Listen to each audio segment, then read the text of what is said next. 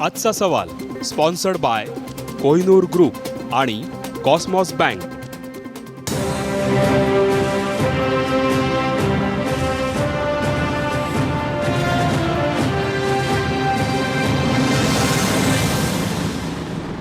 नमस्कार, मी आशिष जाधव. आजचा सवालमध्ये तुमचं स्वागत आहे. केरळमध्ये रक्तचरित म्हणजे एक प्रकारचा हिंसाचार चाललेला आहे. माकपची गेल्या 8 महिन्यांपूर्वी तिथं सत्ता आली. मुख्यमंत्री पिनराई विजयन यांच्या नेतृत्वात तिथं CPMचं म्हणजे माकपचं सरकार सध्या काम करतं आहे. पण गेल्या 8 महिन्यात जो हिंसाचार केरळमध्ये सुरू आहे त्यामध्ये आत्तापर्यंत माकपचेच जवळपास 600 कार्यकर्ते मारले गेले. तेवढ्याच कार्यकर्त्यांना अटक झाली. तर दुसरीकडं राष्ट्रीय स्वयंसेवक संघ भाजप कार्यकर्त्यांचाही जे मारले गेले त्यांच्यात मोठी संख्या आहे. हा जो हिंसाचार चाललेला आहे हा रोखायचा कसा, हा आता यक्ष प्रश्न आहे. पण आपण बघितलं या दरम्यान काल जे वक्तव्य उज्जैनचे जे महानगर संघ प्रमुख आहेत डॉक्टर कुंदन चंद्रावत यांनी जे विधान केलं ते विधान खरंच अशोभनीय आहे. त्या विधानातून नेमकं त्यांना सांगायचं काय आहे? ते जे विधान केलेलं आहे ते विधान असं आहे की केरळचे जे सध्याचे मुख्यमंत्री आहेत पिनराई विजयन यांचा जो कोणी शिरच्छेद करेल त्याला 1 कोटी रुपये बक्षीस आपण देऊ असं त्यांनी जाहीर केलेलं आहे. आणि त्यानंतर एकूणच तीव्र अशा प्रतिक्रिया भावना उमटलेल्या आहेत की अशा पद्धतीनं जर का राष्ट्रीय स्वयंसेवक संघ चिथावणी देत असेल कार्यकर्त्यांना किंवा अशा पद्धतीनं केरळमध्ये दोन्ही पक्षांकडून म्हणजे एकीकडं राष्ट्रीय स्वयंसेवक भाजपचे कार्यकर्ते आणि दुसरीकडं माकपचे कार्यकर्ते यांच्यात असं तुंबळ युद्ध सुरू असेल आणि हा हिंसाचार सरकारी यंत्रणेला रोखता येत नसेल तर मग केंद्र सरकारनं लक्ष घालावं का? आणि हे सगळं काही जाणीवपूर्वक होतं आहे का? कारण तिथं माकपची सत्ता आल्यानंतरच राष्ट्रीय स्वयंसेवक संघसुद्धा फार मोठ्या प्रमाणात सक्रिय झालेला आहे. त्यामुळं अशा अनेक प्रश्नांना घेऊन आज आपण चर्चा करणार आहोत. आपला आजचा सवाल बघा. केरळच्या मुख्यमंत्र्यांचा शिरच्छेद करण्याचं विधान संघ स्वयंसेवकाला शोभतं का? या आपल्या आजच्या सवालमध्ये काही मुद्दे दडलेले आहेत ज्यावर आपण चर्चा करणार आहोत. मुद्दा क्रमांक 1, केरळमधल्या राजकीय हिंसाचाराला माकप आणि राष्ट्रीय स्वयंसेवक संघ दोघेही जबाबदार आहेत का? मुद्दा क्रमांक 2, नेत्यांच्या प्रक्षोभक विधानांमुळे कार्यकर्त्यांची माथी भडकवली जात आहेत का? मुद्दा क्रमांक 3, डॉक्टर कुंदन चंद्रावत यांच्यावर कारवाई करायला इतका विलंब का होतोय? मुद्दा क्रमांक 4, डॉक्टर चंद्रावत यांचं विधान वैयक्तिक मत असल्याचं सांगून राष्ट्रीय स्वयंसेवक संघ जबाबदारीपासून हात झटकतंय का? हे होते चर्चेचे मुद्दे. आपण आज चर्चा जी करणार आहोत त्यासाठी आपल्या स्टुडिओमध्ये आहेत काँग्रेसचे प्रवक्ते राजू वाघमारे, ज्येष्ठ पत्रकार विजय चोरमारे, आपल्यासोबत कम्युनिस्ट नेते शैलेंद्र कांबळे आहेत, पुण्याहून आपल्यासोबत आहेत राष्ट्रीय स्वयंसेवक संघाचे प्रवक्ते प्रणव पवार, आपल्यासोबत मुंबईहून भाजपचे प्रवक्ते केशव उपाध्याय आहेत. मी आधी सुरुवात करतोय की नेमकं केरळमध्ये काय चाललेलं आहे. हिंसाचार झालेला आहे. राजकीय हिंसाचारामध्ये दररोज वाढ होते आहे. हा हिंसाचार इतका पराकोटीला किंवा विकोपाला गेलेला आहे की इथे रोज अनेकांचे मुडदे पडत आहेत आणि दोन्ही बाजूंनी हे होतं आहे. आजही काल जे प्रक्षोभक विधान झालं डॉक्टर कुंदन चंद्रावत यांचं त्यानंतर दोन्ही बाजूंनी 2 घटना वेगवेगळ्या घडलेल्या आहेत. एकीकडं राष्ट्रीय स्वयंसेवक संघाचं कार्यालय तिथं बॉम्ब हल्ला झाला आणि दुसरीकडं माकपच्या कार्यालयाची तोडमोड झालेली आहे. काल जे विधान डॉक्टर कुंदन चंद्रावत यांनी केलं ते नेमकं विधान काय होतं ते पाहूया.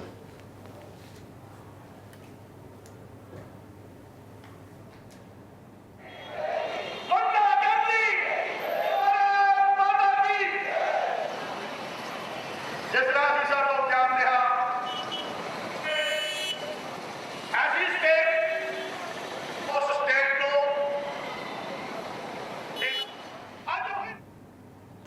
आपण डॉक्टर कुंदन चंद्रावत यांचं हे विधान बघणारच आहोत, पण त्याआधी आपल्यासोबत कम्युनिस्ट नेते शैलेंद्र कांबळे आहेत. कांबळेजी, ज्या पद्धतीनं हिंसाचार झालेला आहे, 8 महिन्यांपूर्वी तिथं माकपची सत्ता आली. आज पिनराई विजयन हे तुमचे मुख्यमंत्री आहेत आणि गेल्या 8 महिन्यातला डेटा असा आहे की 600 माकप कार्यकर्त्यांना अटक झाली, 300हून अधिक RSS भाजपच्या कार्यकर्त्यांना अटक झाली.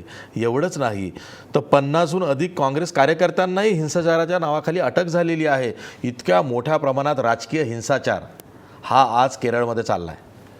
नाही, याच्यामध्ये महत्त्वाचा मुद्दा आहे, केंद्रामध्ये भाजपचं सरकार आहे आणि 1956मध्ये जेव्हा इलेक्ट्रॉल ह्याच्यातून पॉलिटिक्स म्हणजे इलेक्ट्रॉल ह्याच्यामधून मतदानातून पहिलं कम्युनिस्ट सरकार EMSचं आलं होतं. त्याच्यानंतर मग काँग्रेसच्या लोकांनी आणि तिथल्या लोकांनी त्यांच्या विरोधात आंदोलन उभं करून ते सरकार बरखास्त केलं. आता केंद्रामध्ये पण असंच परिस्थिती आहे की न्यू लिबरल पॉलिसीला विरोध करणारे, त्याचबरोबर क्रोनी कॅपिटलिझमला विरोध करणारे आणि एकंदर कॉर्पोरेटायझेशन जे चालू आहे एकंदर भारतीय जनता पार्टीच्या नेतृत्वाखाली आणि काँग्रेस एकदम क्षीण झालेली आहे.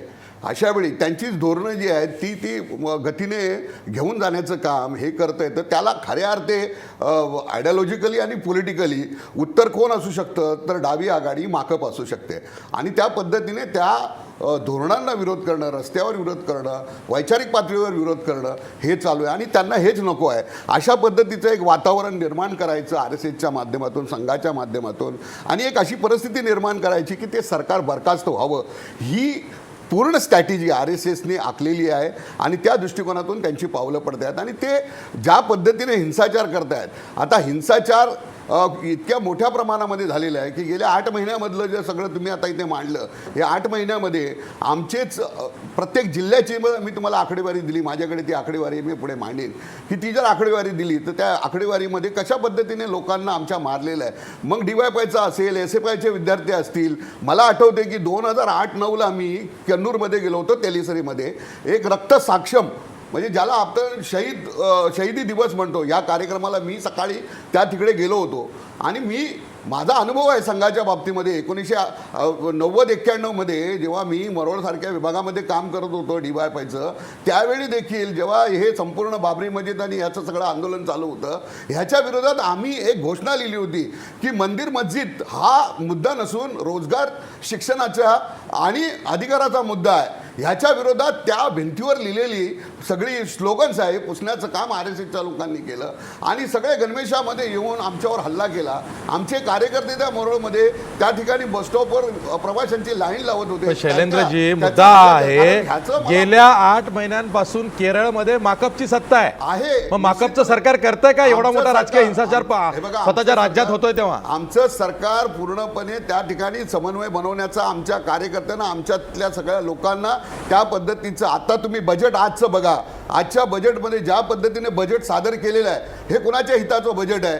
म्हणजे त्यांना ह्या जनतेच्या बाजूचं, जनतेच्या हिताचं सरकार नको आहे. त्यांना अशा पद्धतीने त्या सरकारवर हे आणून, दबाव आणून अशा पद्धतीचं वातावरण निर्माण करून त्या ठिकाणी जे आहे ते सरकार कसं बरखास्त होईल ह्या दिशेने ही संपूर्ण पावलं संघाची आणि भाजपच्या नेतृत्वाची चालू आहे. ठीक आहे, केरळमध्ये जो राजकीय हिंसाचार सुरू आहे त्या हिंसाचाराच्या पार्श्वभूमीवरती काल उज्जैनमध्ये तिथले जे महानगर संघप्रमुख आहे डॉक्टर कुंदन चंद्रावत यांनी एक आक्षेपार्ह भडकाऊ विधान केलेलं आहे. ते विधान नेमकं काय आहे आणि त्या विधानाच्या मागं त्यांची स्वतःची मानसिकता काय आहे आणि संघालाही हेच अभिप्रेत आहे का हे आपण तपासून पाहूया. ते विधान काय आहे त्यांचं ते पाहूया. हत्या का दोषी वो गद्दार ये समझता है कि हिंदुओं के खून में गौरव नहीं है शिवाजी का, हिंदुओं के खून में वो जज्बा नहीं है. मैं इस मंच से घोषणा करता हूं, डॉक्टर कुंदन चंद्रावत, संपत्ति है मेरे पास इतनी, इसलिए घोषणा करने की हिम्मत कर रहा हूं. 1 करोड़ से ज्यादा का लगभग मकान है, उसका सर काट के ला दे विजयन का कोई मेरे को, वो मकान, वो जायदाद मैं उसके नाम कर दूंगा. लेकिन ऐसे गद्दारों को इस देश के अंदर रहने का कोई अधिकार नहीं है. लोकतंत्र की हत्या करने का कोई अधिकार नहीं है ऐसे गद्दारों को. भूल गए क्या गोधरा को? 56 मारे थे, 2000 कब्रिस्तान में चले गए, घुसा दिए उनको अंदर इसी हिंदू समाज ने। 300 प्रचारक और कार्यकर्ताओं की हत्या करी है ना तुमने। 3 लाख नरमुंडों की माला पहनाएंगे भारत माता को। वामपंथियों सुन लो। प्रणव पवार पुण्याहून आहेत आपल्यासोबत। मी थेट जातोय प्रणव पवार यांच्याकडं। प्रणव पवार, काय म्हणाल? राष्ट्रीय स्वयंसेवक संघ अशा आपल्या प्रचारकाला पाठीशी घालतंय का, किंवा हे त्यांचं वैयक्तिक मत आहे असं म्हणून सुद्धा राष्ट्रीय स्वयंसेवक संघ जबाबदारीपासून हात झटकतंय का? प्रचारक तर प्रमुख आहेत, तुम्ही दाखवलं थोडासा फरक आहे त्याच्यात प्रचारक आणि प्रचारक प्रमुख मध्ये. राहिला मुद्दा त्यांच्या समर्थनाचा, तुमचा जो तिसरा मुद्दा चर्चेतला तुम्ही दाखवलात की संघ कारवाईला उशीर करतोय का. 2 मार्च कालच्याच तारखेचं संघाच्या तिथल्या प्रांत संघचालकांचं डॉक्टर शास्त्री यांचं पत्र आहे, ज्याच्यामध्ये त्यांनी क्लिअर कट असं सांगितलेलं आहे की या मताच्या संदर्भात संघाचं कुठलंही समर्थन नाही आणि डॉक्टर कुंदन चंद्रराव त्यांना तातडीनं संघाच्या जबाबदारीतून मुक्त केलेलं आहे. हे करेक्टेड इन्फॉर्मेशन मला वाटतं तुम्ही दाखवायला हवी होती, आज ती तुम्ही दाखवलेली नाहीये. त्यामुळे चर्चेतला नाही, कारवाई म्हणजे काय? पोलिसांनी कारवाई केली पाहिजे. एवढं भडकाऊ विधान, एवढं आक्षेपार्ह विधान केल्यानंतर पोलिसांनी कारवाई केली पाहिजे. मला उत्तर पूर्ण करू द्या. आम्ही पोलिसांच्या कारवाईविषयी बोलतोय, संघाच्या कारवाईविषयी नाही. तुमचा प्रश्न तुम्हीच बघा. तुम्ही नाही ना, प्रश्न काय? डॉक्टर कुंदन चंद्रावत यांच्यावर कारवाई करायला विलंब होतोय का पोलिसांकडून? पोलिसांचं उत्तर मी कसं देणार ना. हा, मग तेच आहे ना, सरकारकडून. सरकारने त्यांच्यावरती केस रजिस्टर केली पाहिजे, त्यांना अटक केली पाहिजे, त्यांच्यावर कारवाई केली पाहिजे. आशिषजी, ते तुम्ही सरकारला विचारलं पाहिजे, मध्य प्रदेश सरकारला विचारलं पाहिजे ना. मी संघाची भूमिका मांडतो. संघाची भूमिका अशी तुम्हाला आहे. तेच म्हणतो ना, तुम्ही आमचा प्रश्न चुकीचा आहे, तुम्ही असं काय विचारताय म्हटल्यावर तुम्ही सांगितलं. हो, मी त्याला उत्तर दिलं ना. संघाने तातडीने काल कारवाई केलेली आहे. 2 मार्चचं पत्र आहे तिथल्या प्रांत संघचालकांची, यांना जबाबदारीतून मुक्त केलेलं आहे आणि संघ अशा कुठल्याही विधानाचं समर्थन करत नाही. त्यामुळे तुमचे दोन्ही प्रश्न याच्यामध्ये गैरलागू होतात, कारण ऑलरेडी त्याच्यावर कारवाई झाली आहे. पण हा झालं तुमच्या प्रश्नाचं एक उत्तर.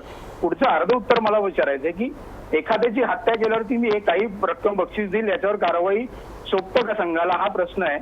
त्याचं उत्तर मी दिलं. पण 267 कार्यकर्त्यांची, मी शेकड्याच्या भाषेत बोलत नाही, मी प्रिसाइजली बोलतोय, कार्यकर्त्यांची हत्या झालेली आहे आणि त्या हत्येतले संघाच्या पहिल्या कार्यकर्त्याची 69 साली वडिकल रामकृष्णन या कार्यकर्त्याची हत्या करणारा प्रमुख आरोपी आज त्या राज्याचा मुख्यमंत्री आहे आणि ते अजूनही असं म्हणतात की या हिंसाचाराला त्याच भाषेत उत्तर दिलेलं राहील. असा मुख्यमंत्री पदावर राहणं, हत्यांचं समर्थन करणारा मुख्यमंत्री पदावर राहणं शोभतं का? आणि केलेल्या हत्यांबद्दल कधीही चर्चा न करणं, होऊ घातलेल्या तथाकथित हत्येच्या संदर्भातून बाउंटी म्हणजे त्याला 1 कोटी रक्कम देण्याबद्दल चर्चा करणं, हे कितपत न्याय्य आहे? म्हणजे माझा प्रश्न असा आहे की 267 हत्या झाल्या, याच्यावर आजपर्यंत चर्चा का नाही झाली? ती चर्चा करणं कोणाला शोभतं? ठीक आहे, शैलेंद्र कांबळे, उत्तर द्या.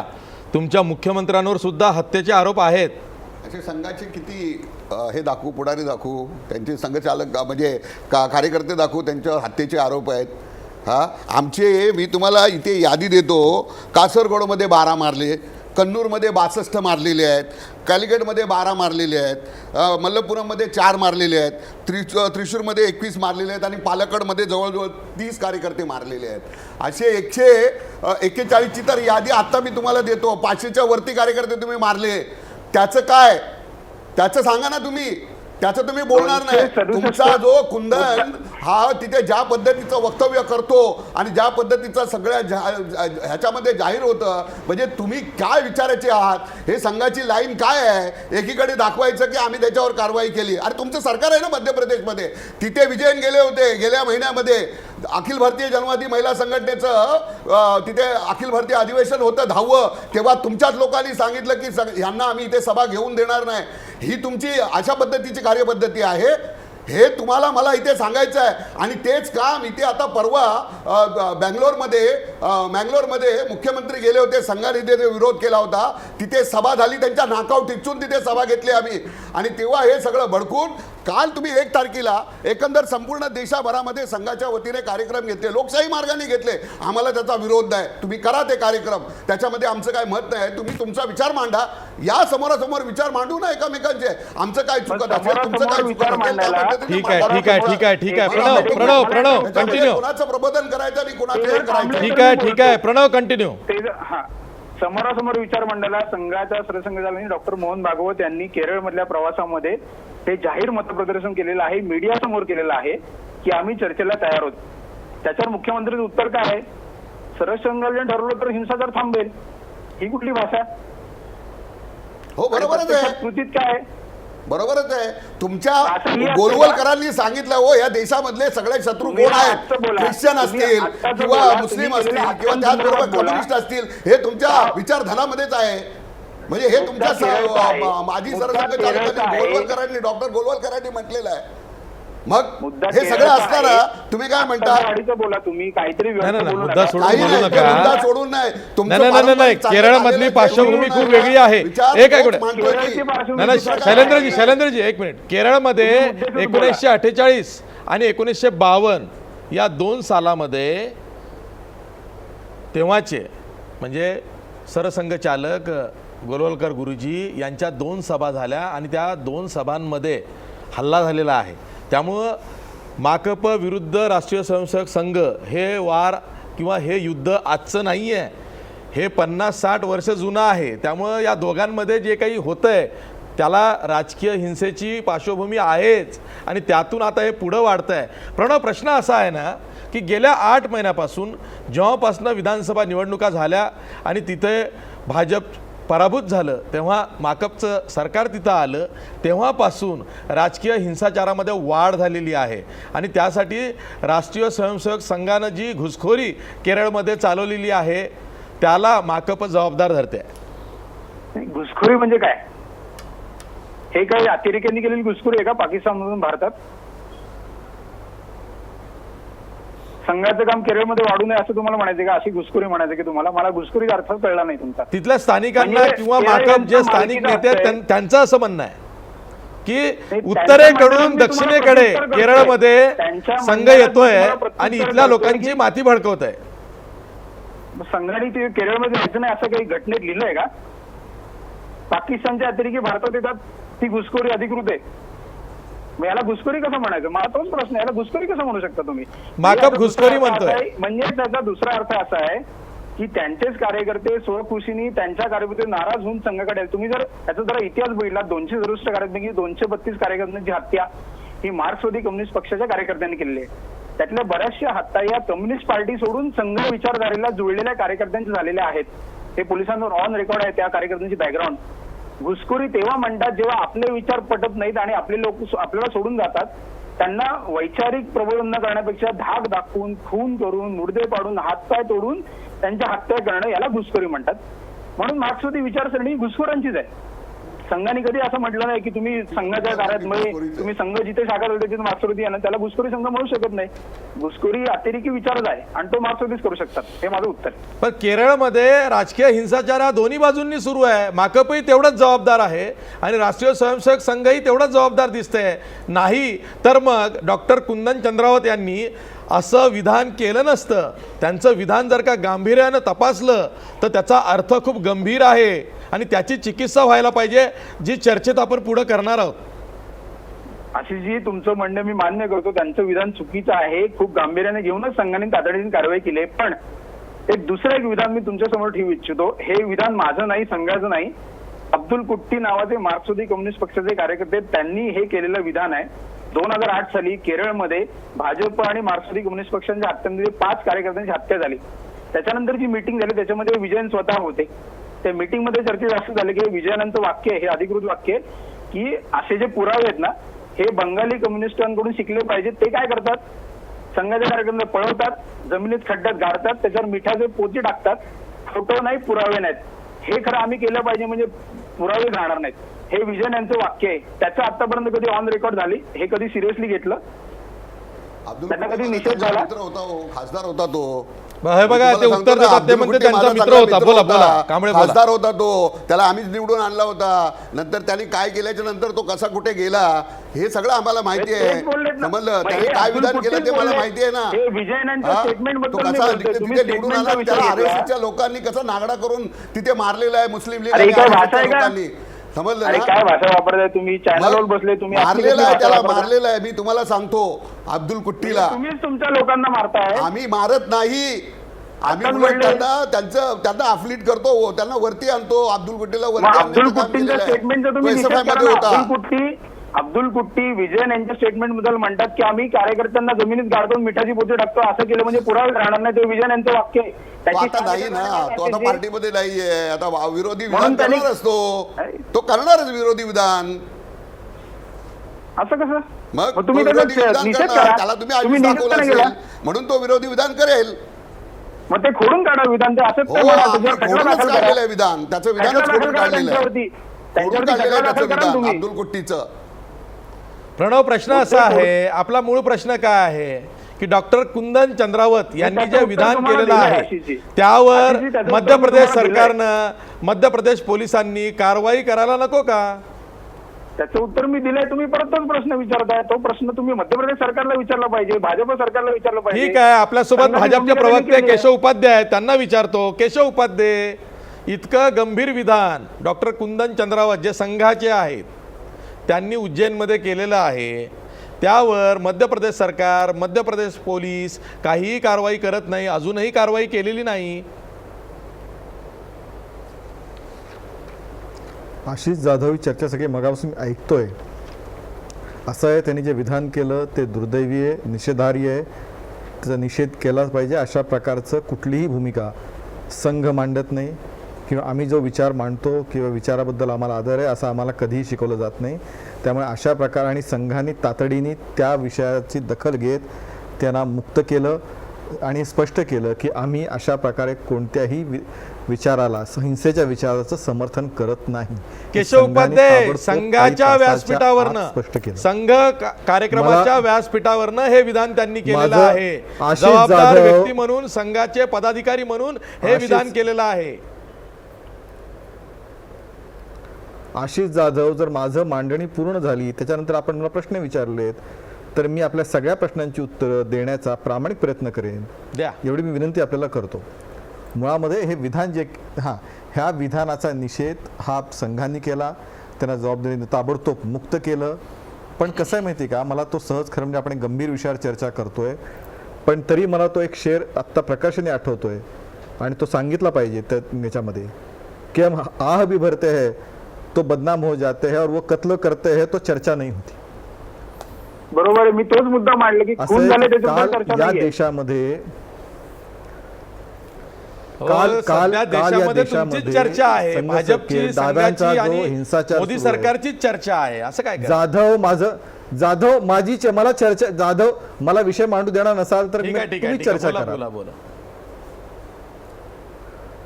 असं आहे की काल या देशामध्ये डाव्यांचा जो रक्तपात, संघर्ष ज्या पद्धतीचा सुरू आहे काही ठराविक ठिकाणी, तो केरळमध्ये असेल का जिथे त्यांचे पॉकेट्स आहेत त्या ठिकाणी सुरू आहे, त्याच्या विरुद्ध देशामध्ये प्रत्येक जिल्ह्यामध्ये आंदोलन निदर्शनं करण्यात आली. त्याची दखल, त्याची चर्चा आपल्याला करावीशी वाटली नाही.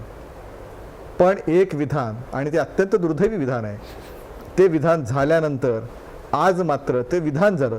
ज्यावेळी कृती प्रत्यक्ष केरळमध्ये घडतायत, संघसैनिकांच्या हत्या होत आहेत, त्याच्याबद्दल चर्चा सोडा, कोणी निषेधाचा शब्द सुद्धा तोंडातनं काढत नाही. हे सगळे तथाकथित विचारवंत त्यावेळी मात्र तोंडाला मुग घेऊन गप्प बसलेले असतात. केशव उपाध्याय, पण एक विधान काय दुर्दैव विधान, संघासारख्या आणि त्या विधानाचा पुन्हा निषेध करतो जबाबदार मी. आता तुम्ही मला बोलूच देणार नसाल. येस, जबाबदार जबाबदार संघटनेच्या आहे व्यासपीठावरून म्हणून संघाने, मी तुम्हाला पूर्ण एखादा पदाधिकारी अशा अहो, मला पद्धतीनं जाधव विधान माझं करतो वाक्य- तेव्हा सर्वांचं जाधवी लक्ष चर्चा जाणं तुम्ही स्वाभाविक एकट्याशी आहे करणार आहात त्यांच्याकडे. का?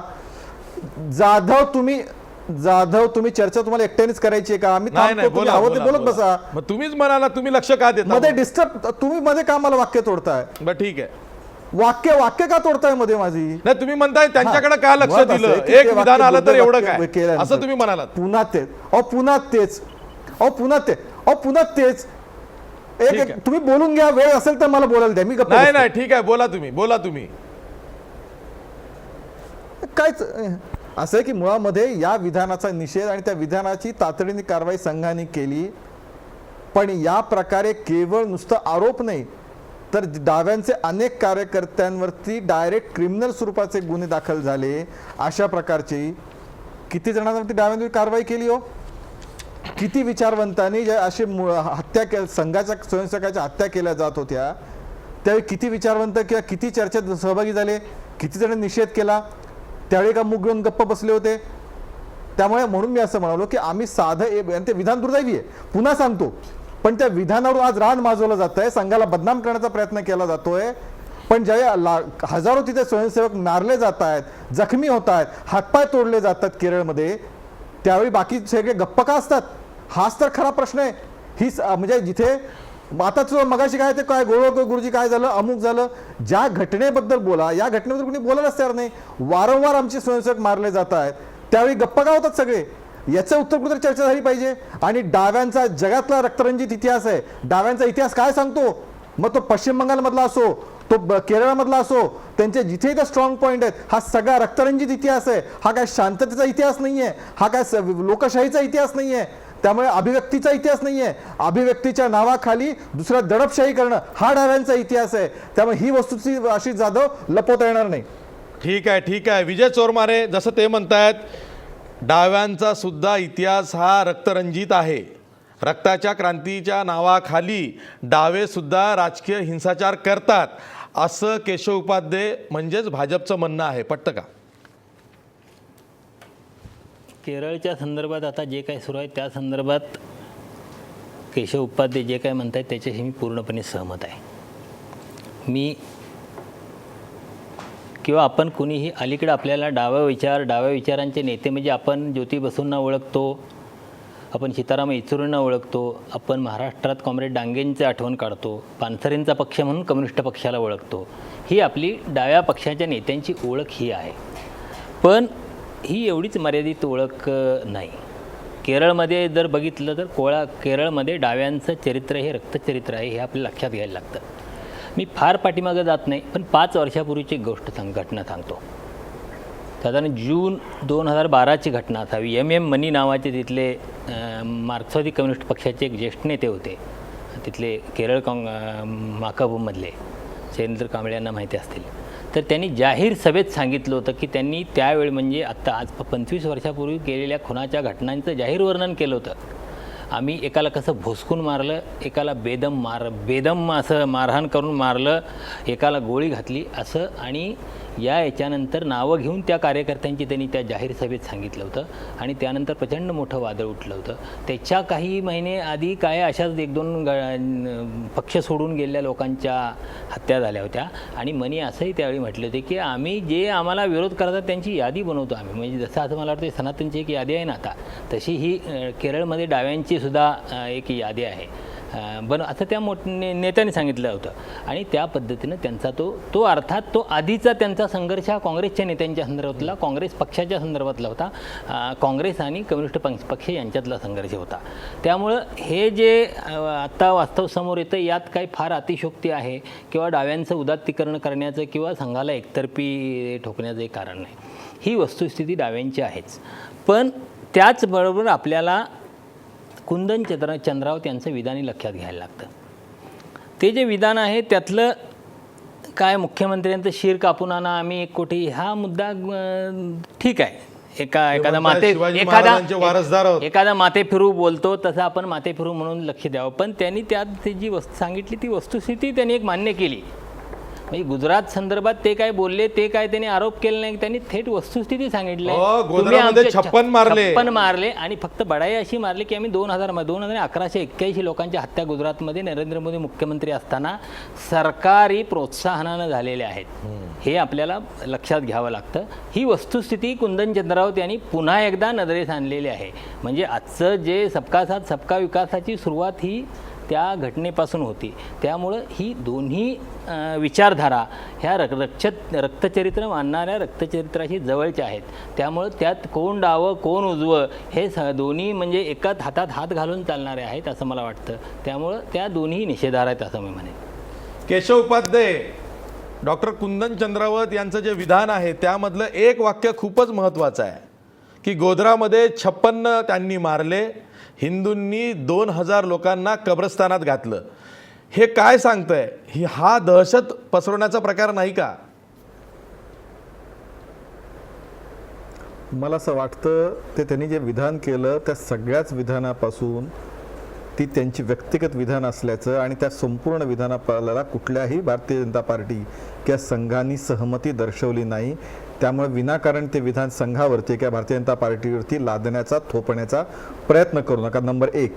नंबर 2, ज्या गुजरातबद्दल विधान वारंवार करण्याचा प्रयत्न सुरू आहे की आता आमचे मित्र चोरमरे साहेबांनी सांगितलं त्याचे संदर्भ वेगळे, त्या संदर्भ कुठून सुरुवात झाली काय झाली आणि त्याच्यामध्ये तिसरा त्यातला सगळ्यात आणखीन एक महत्त्वाचा मुद्दा मांडला पाहिजे की या दंगलीत जे सर्व चौकशा झाल्या त्या सर्व स्तरावर चौकशा झाल्या आणि त्यात असं कुठंही त्यात बाहेर आलं नाही. त्यामुळे विनाकारण संघाला त्याच्यामध्ये बदनाम करण्याचा प्रयत्न होता कामा नये.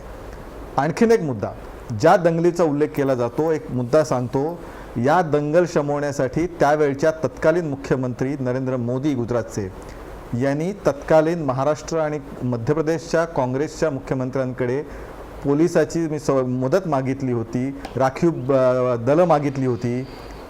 हे लेखी उपलब्ध आहे. दोन्ही सरकारनी मध्य प्रदेश काँग्रेसचंच होतं त्यावेळी आणि इथंही महाराष्ट्रात विलासराव मुख्यमंत्री होते, त्यांनी मदत देऊ केली नाही.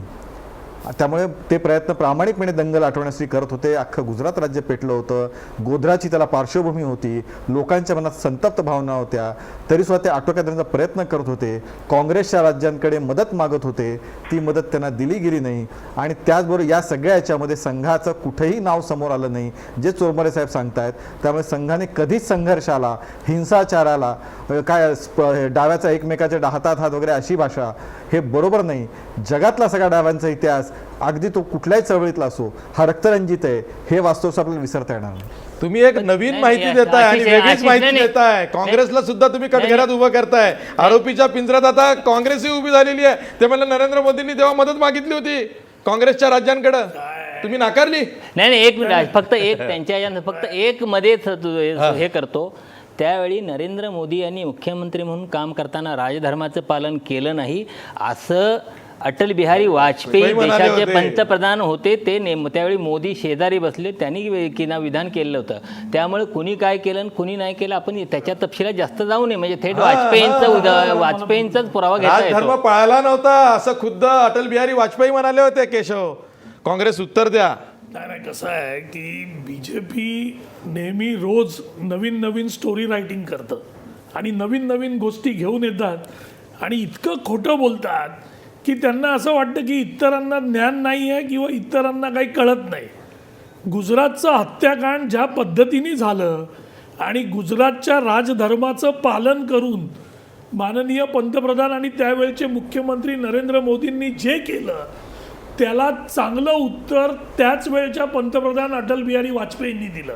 आणि राजधर्माचं पालन करायला पाहिजे हे ज्या माणसाला सुनावलं ते या हत्याकांडानंतर सुनावलं हे माझे मित्र उपाध्याय कदाचित विसरले असतील.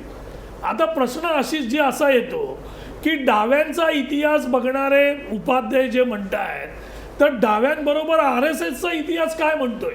ज्या RSSची स्थापना मूळतः हिंसेवर झाली, ज्या RSSची स्थापना ज्या शाखेमध्ये हिंसाचार या स्वसंरक्षणाच्या नावाखाली कसा शिकवला जातो, त्या RSSनी ज्या RSSच्या माध्यमातून महात्मा गांधीजींची हत्या झाली ते RSS आता इकडे बसून शिकवणार. एक मी निषेध वाघमारेंचा निषेध करतो. बिनबुडाचे आरोप करू नका, बिनबुडाचे आरोप करू नका, बिनबुडाचे आरोप. ऐका, ते म्हणतात नथुराम गोडसेशी संघाचा काही संबंध नाही, बरोबर ना? नाही प्रश्नच अहो, नाही. नथुराम काय अहो काय गोडसेंनी संबंध स्वतः सांगितलं उगाच काही जोडताय की मी वाटतं ते बोलायचं नाही. RSSचा माणूस आहे. काय सांगितलं? हे नथुराम गोडसेंचं अहो, होतं. स्वतःचं वाक्य आहे. अहो गांधी म्हणजे हत्या काय? आणि मी हे पुस्तक वाचा, त्याच्यामध्ये त्यांनी कळेल तो नथुराम गोडसे काय म्हणतायत की आशिष मी जाधव संघामध्ये काय वस्तुस्थिती- होतो. बरं ठीक आहे ठीक आहे आशिष केशव तुम्हाला काही जाधव नवी माहिती खोटे द्यायची आहे प्रचार करायचा आहे का? नाही, दुसरा मुद्दा असा की देतो ना माहिती. ज्या RSSची पूर्णपणे स्थापना आणि ज्यांचा इतिहास हा हिंसेवर आधारित आहे, एका महात्म्याची हत्या करून त्याच्यानंतर अनेक पुन्हा खोटं. हत्येमध्ये ज्या संघाचा समावेश आहे, ज्यांची पूर्णपणे कुंडली ही केरळमध्ये आणि या देशामध्ये हिंसाचाराने बरबटलेली आहे, ज्या BJPच्या सिस्टर संघटना आहेत, विश्व हिंदू परिषद घ्या, बजरंग दल घ्या आणि RSS घ्या, यांना नॅशनल कमिशन ऑफ मायनॉरिटीजनी यांच्यावर ठपका ठेवलेला आहे, यांच्यावर अँटी ख्रिश्चन व्हायलन्स आहे. नॅशनल इंटिग्रेशन काउन्सिल ऑफ इंडियानी 13 ऑक्टोबर 2008 रोजी या तिन्ही संघटनांवर ठपका ठेवला. ज्या संघटनांवर ठपका Frustration, पोटरी दुसरं काय ठेवलेला नाही. आहे, अशा पद्धतीच्या ज्या संघटना आहेत त्याचा इतिहास आता हे इकडे बसून सांगणार की RSSने असं अजिबात केलेलं नाही आणि केरळमध्ये तर नाहीच नाही. उपाध्याय साहेब एका बाजूला सांगतात की आम्ही निषेध करतो, पण परत त्याचाच पुनरुच्चार करून त्याच वाक्याचं समर्थन करतात. अहो कसं आहे, एका बाजूनी चालायला पाहिजे. आणि ज्या गांधीजींना अशी आता काय संघ आणि BJP डोक्यावर घेत एक वाक्य आहे. ठीक आहे ठीक आहे ठीक आहे त्या अहो काँग्रेसकडे बोलायला फारसं नसतं. तुम्ही आता अहो आम्ही जे बोलतो ते इतकं कडक आणि खरं बोलतो की त्याची उत्तरं काहीतरी यांच्याकडे त्याची असतात. उत्तरं 50 वर्ष देत आहेत ना ते. अहो, थांबा कुठे जरा. देतायत? नाही नाही ठीक आहे केशव उत्तर द्या. यांचा इतिहास काय सांगतो? केशव उत्तर द्या. केशव उत्तर द्या. जनतेच्या कोर्टात कधीच सिद्ध होत नाही अशी वाक्य असतात सगळी. असं आहे असं आहे असं आहे बोला, असं आहे, नवीन असं आहे स्टोरी की सांगा, मुळामध्ये केशवजी. काँग्रेसच्या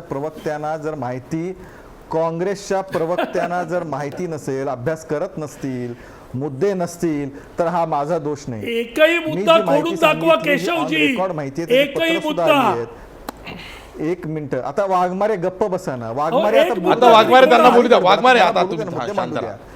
अहो बडबड आणि मुद्दे यात काहीतरी फरक केला पाहिजे. जे हा. बडबड केली ती पुरे. आता मला मुद्दे बरोबर. मांडू. आता ऐका ऐका. मी जे मगाशी मुद्दे मांडले की मी सांगितलं 2002चा जो उल्लेख केला मी, त्याची पत्र ऑन रेकॉर्ड आहेत, ती लपवायची गरज नाही. माझ्या मनाची नाहीत, ती ऑन रेकॉर्ड पत्र आहेत. आता तुमच्या माहितीत आली नाहीत, तो अभ्यासाचा विषय असतो वाघमारे साहेब. ठीक आहे, ते काँग्रेसकडे ते कल्चर नाहीये, मी समजू शकतो. त्यामुळे ते नाही, माहिती पण नसेल पण तुम्हाला. तेव्हाचे जे ज्या पंतप्रधान संघाचा अटल बिहारी उल्लेख वाजपेयी तुम्ही आहे करताय, त्यांचं जे विधान आहे राजधर्माचं, ते पंतप्रधानांकडे ही त्याचं- पत्रच त्याचं- केली नाही हो. त्याचंही विधान अहो हे त्या- पंतप्रधानांकडे ही मुख्यमंत्र्यांनी पत्र दाखवली विधान. नाहीत.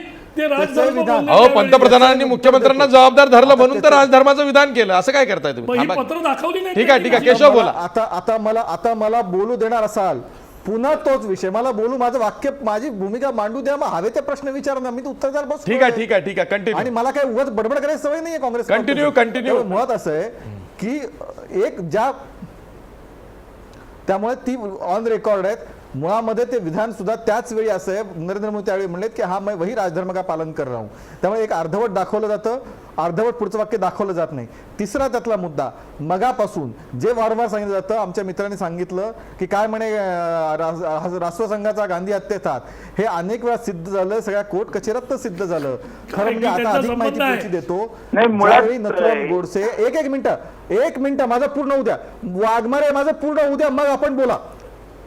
ज्यावेळी नथुराम गोडसे अशा प्रकारची हत्या करणार आहे, हे 2 वेळा, एकदा नाही 2, प्रत्यक्ष हत्या करण्यापूर्वी 2 वेळा हे लक्षात आलं होतं. ती माहिती काँग्रेस सरकारकडे आली होती. मग त्याला त्याच्या पूर्वीच्या 2 प्रसंगामध्ये त्याला अटक का केली नाही काँग्रेस सरकारने? ते जर ती केली असती तर ती पुढची कधी पुढचा हत्या टळली इतिहास असती. काय तुम्ही हे आता घेऊन येताय, उघडकीस आलंय. केशवजी? त्यामुळे त्याचे संद हे काय माहिती, तुम्हाला सांगताय? माहिती काहीतरी नाही. हा केशव केशव केशव इतिहास आहे. केशव उपाध्याय. आत्ता गुगलवर जा. पुढचं घेऊन नाही, येताय. एक मिनिट. वेगवेगळ्या केशव स्टोरी लिहिताय. केशव उपाध्याय आता केशव पुण्यात उपाध्याय तेच. आता महात्मा पुण्यात गांधीजींचा खून नथुराम गोडसेनी केला हे अंतिम सत्य नाहीये का? त्याचा मुळामध्ये या सगळ्याच्यामध्ये संघाला गोवण्याचा प्रयत्न करू नका. संघाचा संबंध नाही हे कोर्टात सुद्धा सिद्ध झालेलं आहे. नथुराम गोडसे माझा प्रश्न संघामध्ये एकटाच होते आहे की जर नथुराम गोडसे याच्या पूर्वीचा प्रयत्न करत होता त्यावेळी त्याला अटक का केली नाही, ताब्यात का घेतली नाही काँग्रेसच्या त्यावेळेच्या सरकारने, हा साधा हे प्रश्न विधान आहे. किती याचं उदाहरण हास्यास्पद किती आहे हो. चाललंय? नाही, त्यामुळे नाही. अशा पद्धतीने हास्यास्पद नाही, वस्तुस्थिती हो. तुम्हाला माहिती नाही वाघमारे, हाच तर प्रॉब्लेम आहे काँग्रेसचा आणि अभ्यासाचा नाही.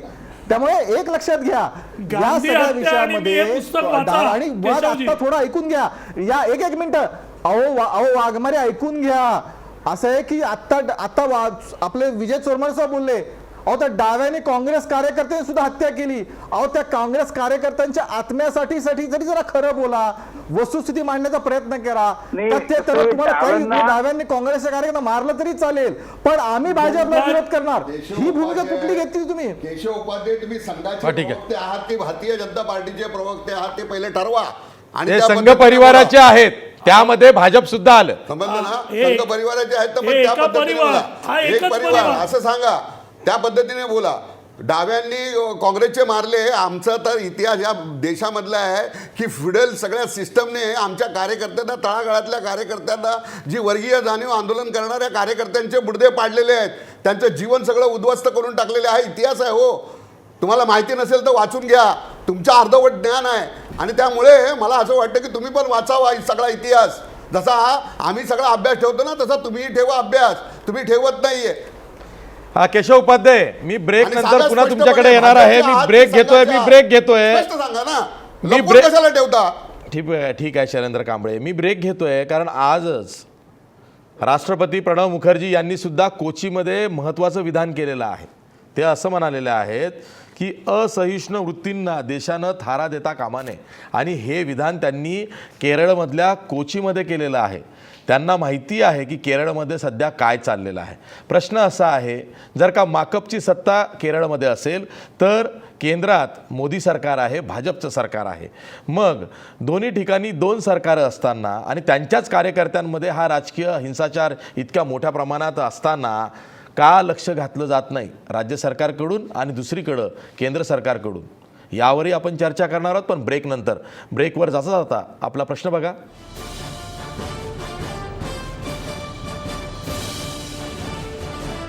केरळच्या मुख्यमंत्र्यांचा शिरच्छेद करण्याचं विधान संघ स्वयंसेवकाला शोभतं का? 81% लोक म्हणतायत नाही. केरळच्या मुख्यमंत्र्यांचा शिरच्छेद करण्याचं विधान संघ स्वयंसेवकाला शोभत नाही. पुन्हा भेटूया ब्रेक नंतर.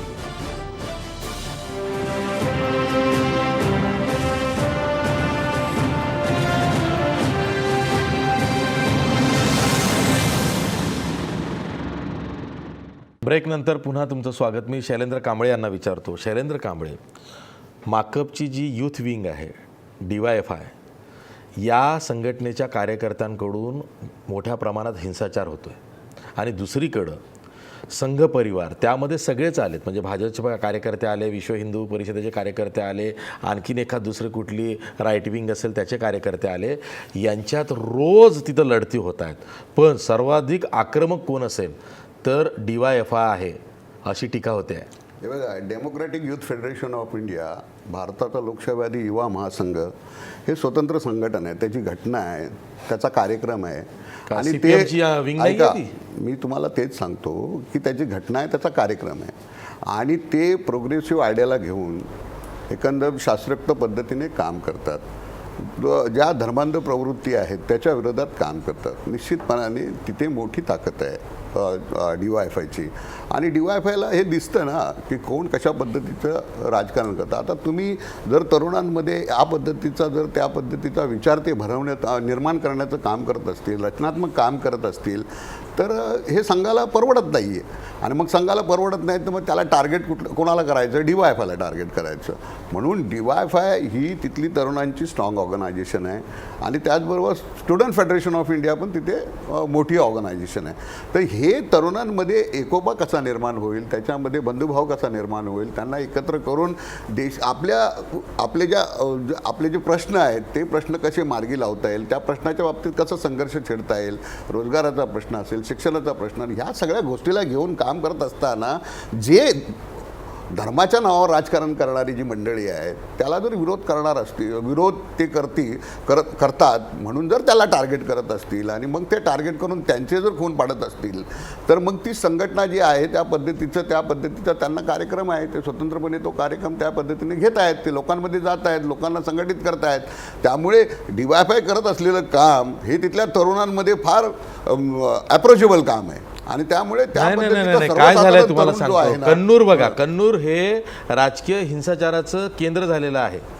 गेल्या 8 महिन्यापासून 400 घटना घडलेल्या आहेत हिंसाचाराच्या एकट्या कन्नूरमध्ये. कन्नूरच्या निम्म्या भागात सतत कर्फ्यू आहे. राज्य सरकार काय करतंय? मी तुम्हाला तेच सांगतो. बघा, मी कन्नूरमध्ये गेलेलो आहे. कन्नूरमध्ये जर तुमच्या RSSने कार्यकर्ते मारले असतील किंवा मग DYFIचे कार्यकर्ते मेले असतील, मारले गेले असतील, अशा लोकांना, आणि तिकडे एकंदर परिस्थिती मी तुम्हाला सांगतो, कन्नूरमध्ये एक गाव असेल, त्या गावामध्ये RSSचं काय काम असेल, त्याच्या पुढे काय DYFIचं काम असेल, त्याच्या पुढे SFIचं काम असेल, तुम्ही बघा, जा तिकडे. मी तिकडे त्या कार्यक्रमाला गेलो होतो. मला नेताना देखील मी तिथे जो रक्तसाक्षम झाला होता वामन वसूचा, त्या कार्यक्रमाला मला नेलं. मी बोललो संघाच्या सगळ्या कार्यपद्धती, तर मला म्हणाले कार्यकर्ते की तुम्ही कॉम्रेड ह्या भागातून जाताना तुमच्यावर हल्ला पण होण्याची शक्यता आहे. मला त्यांनी कर्टन करून दिलं त्या सगळ्या भागामधून. तर अशी वातावरण आहे तिथे. आता राज्य सरकार मग आमचं असेल किंवा काँग्रेसचं असेल, UDFचं असेल किंवा LDFचं असेल, त्यावर कशा पद्धतीने कमी करण्याचं, त्याला ते म्हणजे सर्व हे करण्याचं, समन्वय घडवण्याचं काम सरकार करतच असतं ना.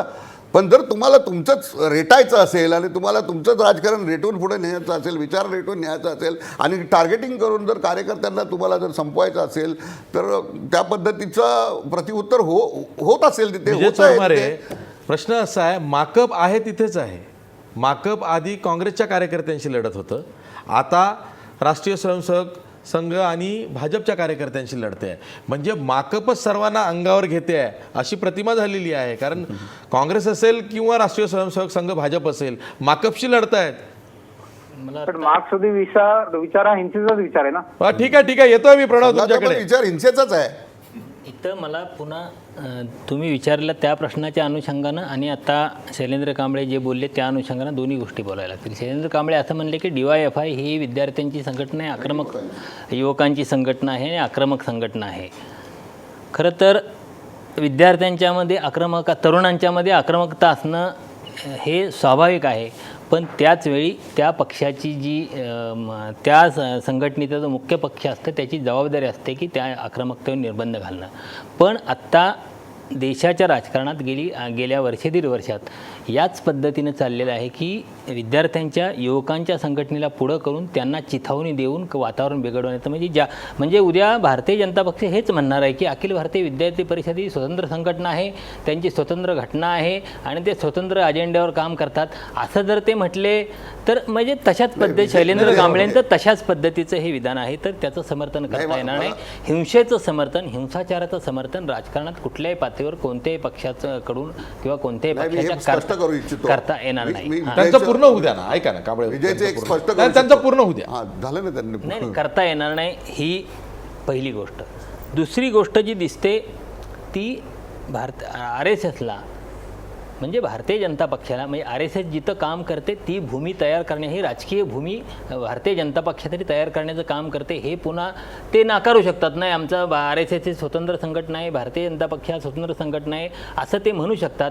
पण वस्तुस्थिती आहे की RSS जिथं काम करते ते भारतीय जनता पक्षासाठी जमीन तयार करण्याचं काम करते आणि त्यांना काश्मीरपासून कन्याकुमारीपर्यंत सगळं भारतीय जनता पक्षाचं 100% भारतीय जनता पक्ष करायचं आहे. ते तशी आकांक्षा बाळगण्यात, तसा प्रयत्न करण्यात काही हरकत नाही. प्रत्येक राजकीय पक्षाचं त्या पद्धतीनं काम करावं. पण त्यासाठी हिंसाचाराचा आधार घेणं, तिथली म्हणजे हिंसाचाराच्या माध्यमातून तिथं आपला राजकीय पाया मजबूत करण्याचं काम होतं आहे. याचं उदाहरण असं की काल केरळमधल्या घटनांच्या संदर्भात भारतीय जनता पक्षानं ज्या पद्धती घटना केरळमध्ये घडत आहेत, पण त्याचं संदर्भात संपूर्ण देशभर अगदी महाराष्ट्राच्याही सगळ्या प्रत्येक जिल्ह्याच्या ठिकाणी एक वातावरण निर्मिती करण्याचं काम, म्हणजे हे अचानक घडत नाही. या पाठीमाग काही एक नियोजन असू शकतं भविष्यातलं. म्हणजे मग सुरुवातीला शैलेंद्र कांबळे ज्या पद्धतीनं म्हटले की तिथं काही वाढता हिंसाचार असा वाढत जाऊन हिंसाचार वाढत नेऊन तिथलं सरकार बरखास्त करण्यामध्ये काही असू शकतं, पण ते नियोजनही असू शकतं. पण एकूण हा सगळा हिंसाचार अतिशय वाईट आहे.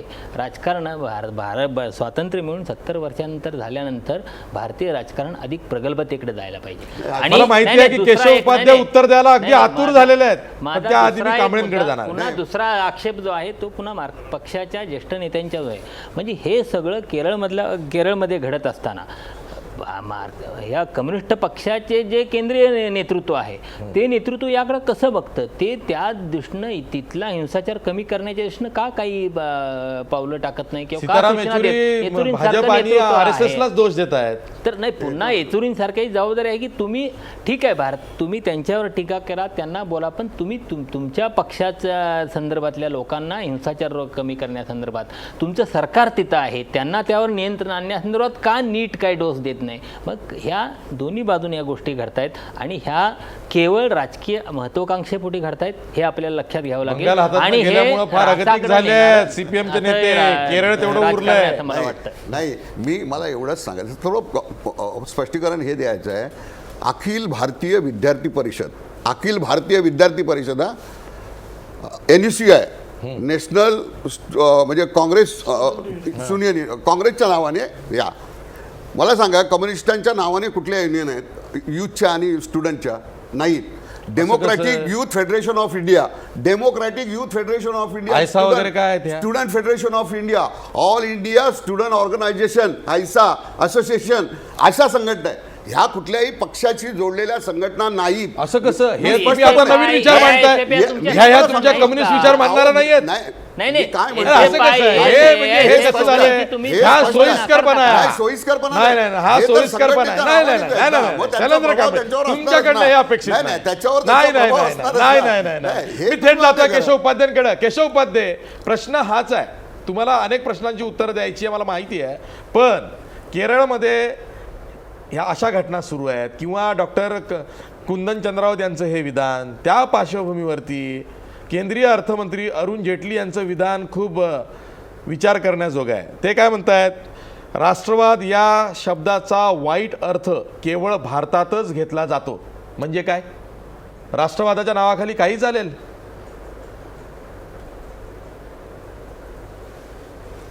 शंभर टक्के सगळ्या प्रश्नांची उत्तर देतो.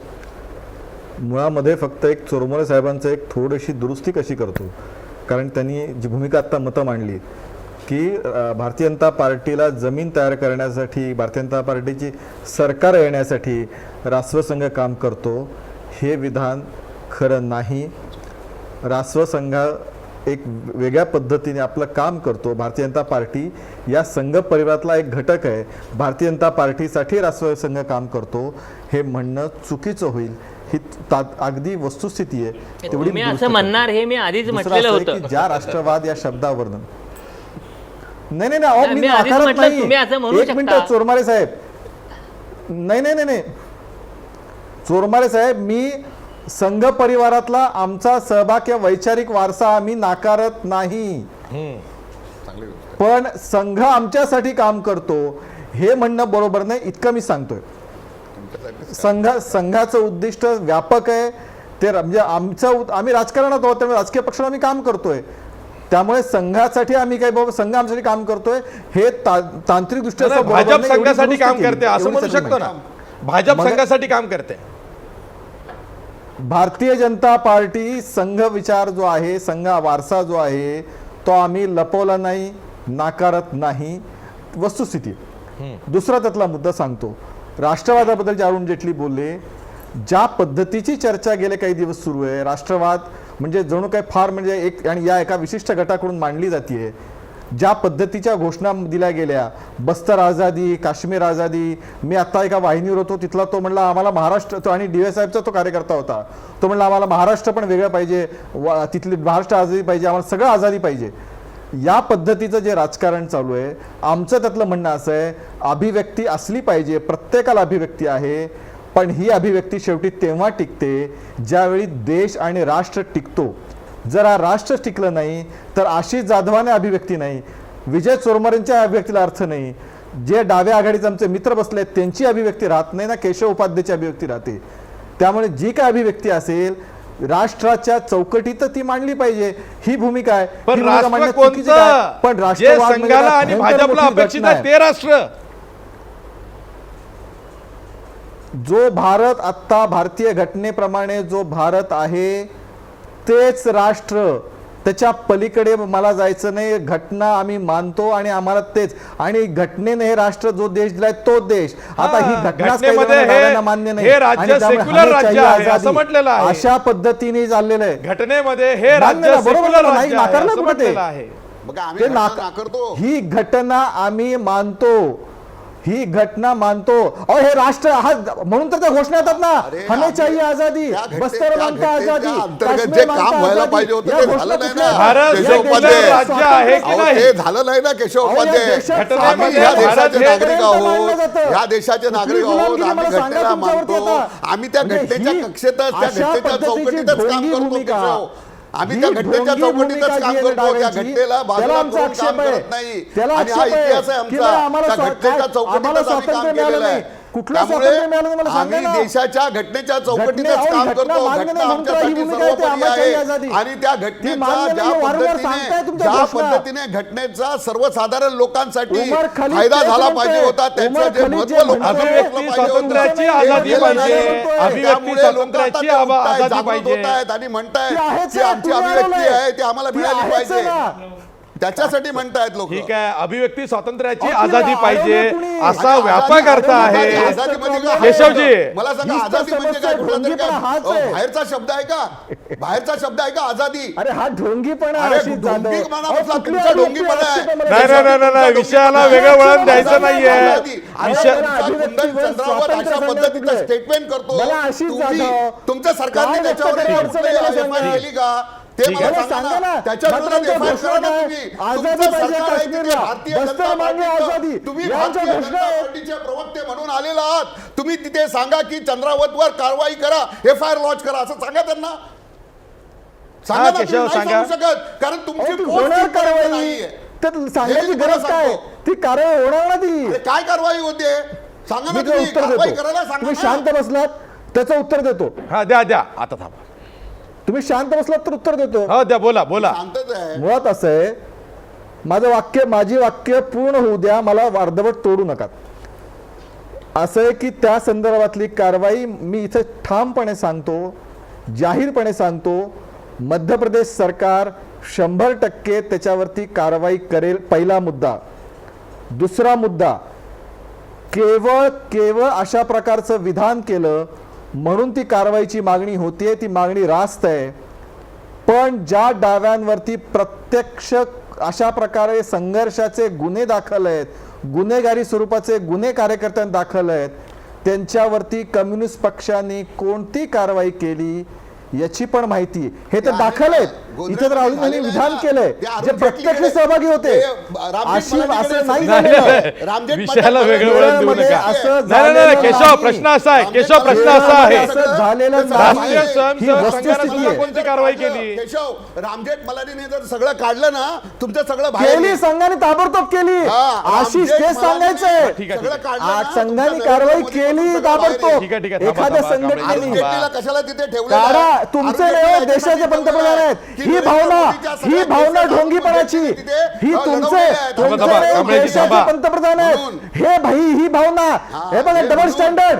हे बघा म्हणून. डबल, तुमचे नाही, देशाचे पंतप्रधान आहेत ते. हो, देशाचे तुमचे आहेत नरेंद्र ना, मोदी त्यांनी कसे काय बोलता केलं तुम्ही? देशासाठी ही आम्हाला भावना आहे माहिती तुमची. आहे. ते आमच्या देशाचे देशामध्ये पंतप्रधान माझा आहेत. शेतकरी, आपल्या माझा सगळ्यांचे 3 लाख पंतप्रधान आहेत. शेतकरी आत्महत्या केलेली आहे आपल्या त्यांनी. सगळ्याचं माझ्या म्हणजे हे बघा शेतकऱ्यांनी डबल आत्महत्या स्टँडर्ड केली, ढोंगीपणा त्याचं बोलू काय नका हो. समजलं? माझं मुद्दे तुम्हाला सोडून दुःख बोलू आहे. नका. ठीक आहे, पुन्हा ठीक आहे, डाव्यांचा ठीक आहे, तोच ठीक तोडले. आहे. माझे 150 पुन्हा लोक डाव्यांचा आपण तोच राष्ट्रीय तोडले. हिंसाचाराबद्दल बोलतोय. 150 लोक नोटाबंदीमुळे ठीक आहे, ठीक आहे, आता विषय समजलं ना? नाही हे विषय तुम्ही बोलू भरकटू नका विषय चालेल. भरकटू नका मला त्याच्या- विषय भरकटू नका. आपण राजकीय हिंसाचाराविषयी बोलतोय. या चर्चेला वेगळंच वळण लागतंय कारण पार्श्वभूमीच हिंसाचाराची आहे. त्यामुळे आज इथंच थांबतो आहोत. इतर पाहुण्यांना बोलायला कमी वेळ मिळाला मला मान्य आहे कारण जिथं जिथं अशा पद्धतीनं हिंसाचाराचा विषय येतोय तिथं भाजप विरुद्ध दुसरं कोणीतरी राहत आहे आणि मग ही चर्चा भरकटते, गोधरापर्यंत जाते, गुजरातपर्यंत जाते, नरेंद्र मोदींपर्यंत जाते, संघापर्यंत जाते आणि मग बरंच काही नवं यात येत राहतं. चर्चा पुन्हा नव्यानं सुरू करावं लागते. आज आपण इथंच थांबूया पण जाता जाता आपला प्रश्न बघा. केरळच्या मुख्यमंत्र्यांचा शिरच्छेद करण्याचं विधान संघ स्वयंसेवकाला शोभतं का? 80% लोक म्हणतायत नाही, केरळच्या मुख्यमंत्र्यांचा शिरच्छेद करण्याचं विधान संघ स्वयंसेवकाला शोभत नाही. आज इथंच थांबूया. पहा फक्त महाराष्ट्रभर.